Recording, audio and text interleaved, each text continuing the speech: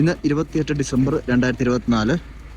ഞങ്ങളിപ്പം കാശ്മീർ വന്നിട്ട് ഇതിപ്പം 4ാമത്തെ ദിവസമാണ്. ഞങ്ങൾ വന്ന ദിവസങ്ങളിൽ ടെമ്പറേച്ചറൊക്കെ രാത്രി -8 വരെ പോകുന്നുണ്ടായിരുന്നു, പക്ഷേ സ്നോഫാൾ ഒന്നുമില്ലായിരുന്നു. ഞങ്ങൾ ഇന്നലെയാണ് ഗുൽമാർഗ് പോയത്. ഗുൽമാർഗ് പോകുന്ന സമയത്തും ഗുൽമാർഗ് സ്നോഫാൾ ഇല്ല, മിക്കവാറും സ്നോ പെയ്തിട്ട് കുറച്ചധികം ദിവസങ്ങളായി എന്നുള്ള രീതിയിലാണ് പറഞ്ഞിരുന്നത്.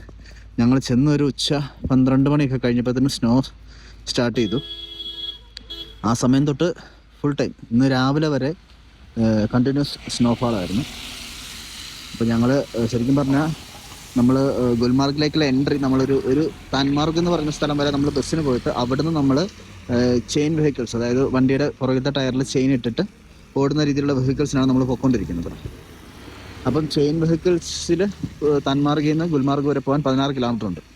ഞങ്ങൾ അവിടുന്ന് തിരിച്ചു വരാൻ വേണ്ടി 16 കിലോമീറ്റർ എത്താൻ വേണ്ടിയിട്ട് ഞങ്ങൾ ഓൾമോസ്റ്റ് 12 മണിക്കൂർ എടുത്തു. അതിന് കാരണം സ്നോഫോൾ ആയത് കാരണം ഒരുപാട് ട്രാഫിക് ബ്ലോക്ക് ഉണ്ടായിരുന്നു.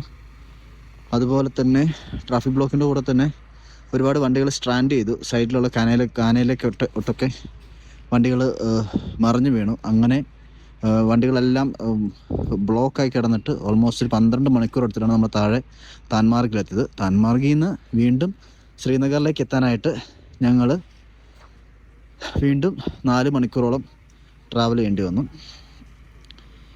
ഇനിയിപ്പം നാളെ ഞങ്ങൾക്ക് ജമ്മു നിന്നാണ് ട്രെയിൻ ഉള്ളത്. പക്ഷേ ട്രെയിൻ എത്തണമെന്നുണ്ടെങ്കിൽ ശ്രീനഗർ ടു ജമ്മു ടു ശ്രീനഗർ ഇതിലേക്കുള്ള വഴികളെല്ലാം സ്നോ വീണിട്ട് അടഞ്ഞു കിടക്കുകയാണ്. അപ്പോൾ അതിൻ്റെ ക്ലിയറൻസ് കിട്ടിക്കഴിഞ്ഞാൽ മാത്രമേ നമുക്ക് പോകാൻ പറ്റുള്ളൂ.